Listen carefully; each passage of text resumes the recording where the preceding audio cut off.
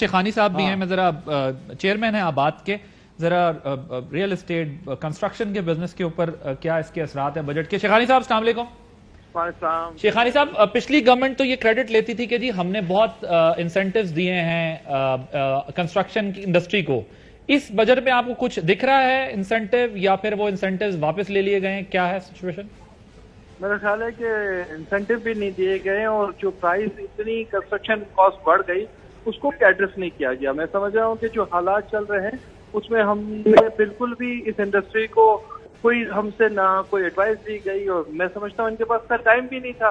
ये खुद ही अपने इतने मसाइल में घिरे हुए थे कि चीजें ही इसी तरह हुई। तो मेरा ख्याल है कि कोई भी ऐसी चीजें नहीं, कॉस्ट ऑफ कंस्ट्रक्शन डबल हो गई है, इंडस्ट्री बड़ी बुरी हालात में है, और मैं समझता हूँ कि लोगों को घर का शॉर्टफॉल हो जाएगा। एलाइड इंडस्ट्री इससे चलती है, वो एलाइड इंडस्ट्री आपको इफेक्ट करेगी कि वो उसमें भी आपको टैक्स देना है। जब कारोबार चलेगा तो टैक्स जनरेट होगा ना। और इंसेंटिव कोई इंडिविजुअल या इंडस्ट्री को एक पॉलिसी दी जाती है लॉन्ग टर्म, ये शॉर्ट टर्म नहीं होती। थोड़े दिन बाद आप चेंज करते हैं, मैं चेंज कर दूं, ऐसे कैसे मुल्क चलेगा?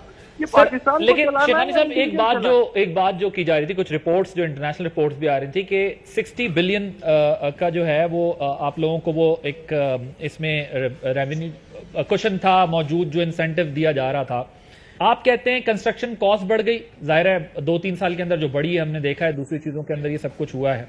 अब अगर वो आप लोगों को इस सेक्टर के अंदर फैसिलिटेट करते हैं तो फिर दूसरे सेक्टर्स पे बर्डन आता है, तो हुकूमत के लिए फिर रास्ता क्या बचता है? मैं कहता हूं हमें कोई ऐसा फैसिलिटेट ना करे जिसमें उनके रेवेन्यू को लॉस होता हो। हम तो कहते हैं कि पॉलिसीज दें, मुझे कोई भी एक ऐसी चीज नहीं चाहिए जिससे गवर्नमेंट का हमें पैसा, हम पैसे देंगे गवर्नमेंट को। हम बताते हैं कि जो 15 बिलियन शॉर्टफॉल है वो अगर हम अच्छी कोई पॉलिसीज बनाए, ओवरसीज पाकिस्तानी को सिक्योरिटीज देंगे, तो मैं समझता हूं कि आने वाले वक्तों में हम बेहतर रिजल्ट ले सकेंगे उन लोगों से जो हमारे पास डेफिसिट 15 बिलियन है। तो हम कोई आपसे इंसेंटिव कोई नहीं मांग रहे, लेकिन पॉलिसीज को देंगे सर। बट वो कहते हैं कि 60 अरब रुपए ये टैक्सेबल हो सकते हैं इस इंडस्ट्री के अंदर, स्पेस है जो कि नहीं लगाया गया था।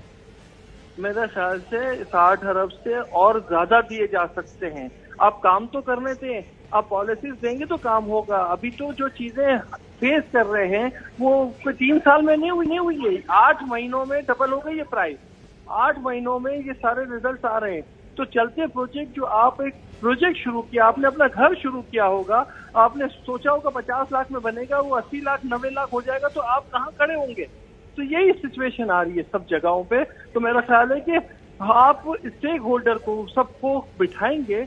हम कोई भी आपसे इंसेंटिव नहीं मांग रहे, हमें कोई पैसा थोड़ी चाहिए, हम तो रेवेन्यू देने की बात कर रहे हैं, लेकिन पॉलिसीज तो देगी गवर्नमेंट, एनवायरमेंट तो देगी फ्रेंडली, और आपको लॉन्ग टर्म चीजों में सोचना पड़ेगा। फाइनेंस अगर बैंक पैसा दे रहा था और बैंकों से आप आम पब्लिक लोन ले रही है तो वो तो जरूरी है, अदरवाइज कच्ची आबादियां बढ़ेगी। कच्ची आबादियां कितनी आप बढ़ाएंगे? 50% क्या चीज कच्ची आबादी, तो आपको तो सोचना पड़ेगा। फिर आप परेशान होंगे लॉ एंड ऑर्डर सिचुएशन।